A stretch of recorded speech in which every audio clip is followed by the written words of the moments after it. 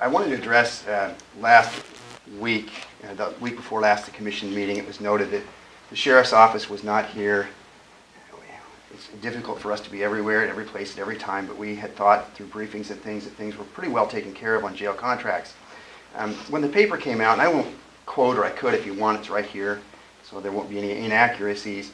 There were questions that if, over the years, that the sheriff's office briefed enough, and what about the jail, and the numbers in the beds, and on and on and on, yada yada, for the last years since I've been here, and since many years before I came here. So last week in the paper, without making a direct quote, it was stated that they didn't know, the commission wasn't aware if there was a county contract or if there was one available. First part of that is I brought in a copy of that county contract, and on that contract has all the commissioners' signatures on it. So I wanted to verify that in fact there was a county contract. It was brought up last week if it was available or not.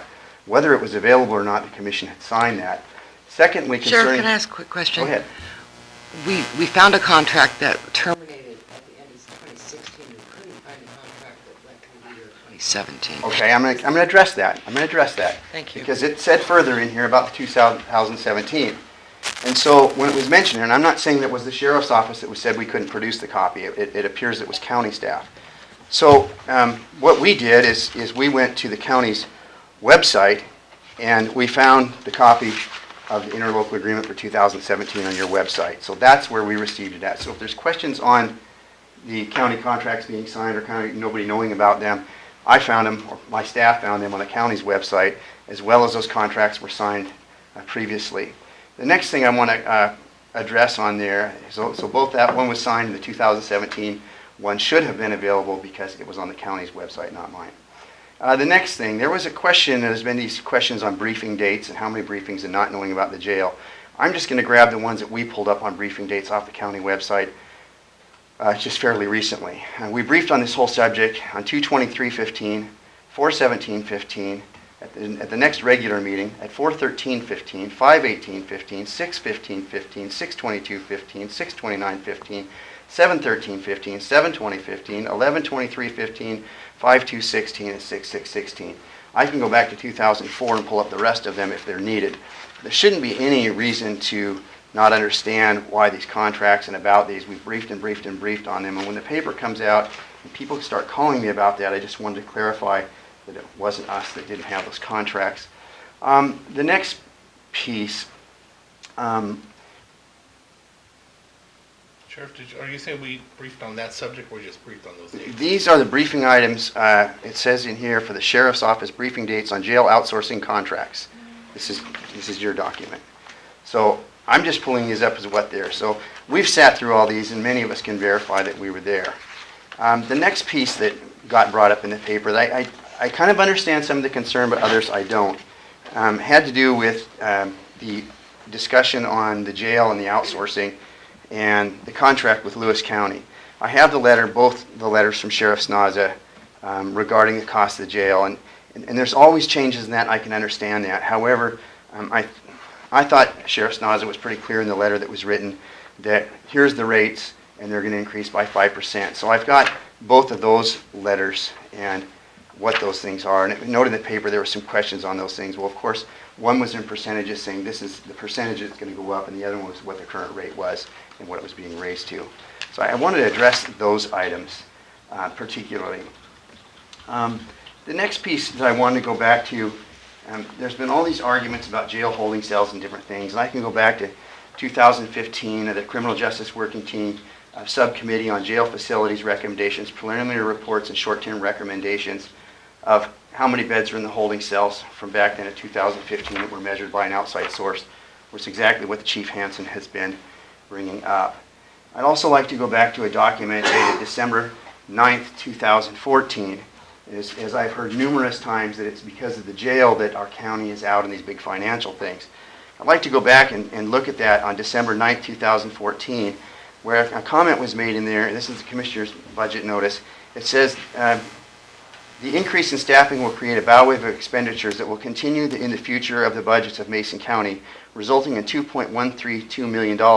And without looking at increasing the revenue stream for the county, it will be unsustainable. That was in 2014. So between 2014 and 2017, there was time to address that.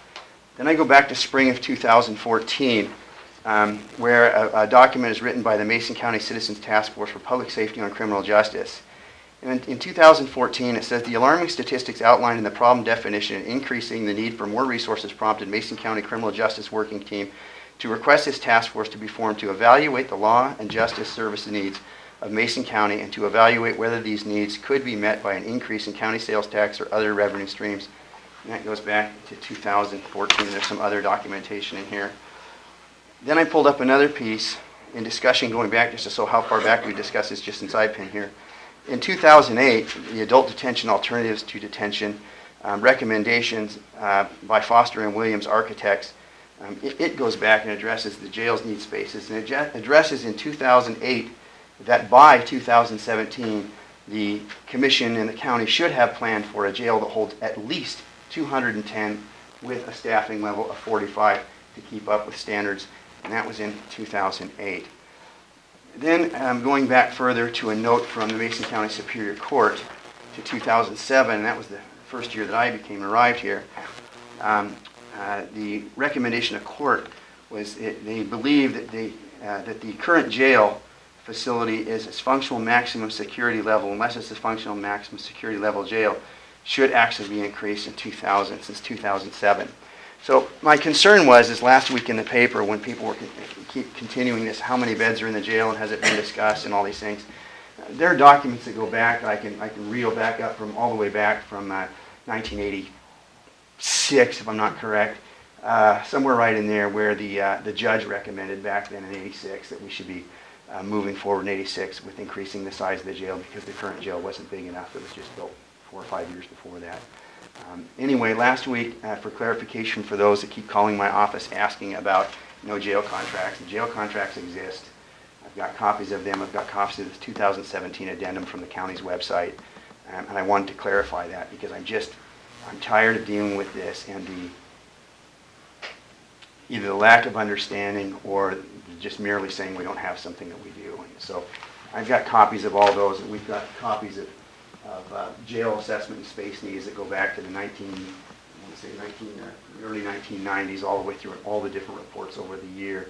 So we didn't just get here on this jail needs this last couple of years because of jail outsourcing. And the last point I'd like to bring up is we had to outsource in the jail. We had to do that because during that time the decision was made to go out and fix that jail, change the jail around. That was supposed to be a number of months project. It turned out to be a number of years. During that time, we simply did not have the space to incarcerate people.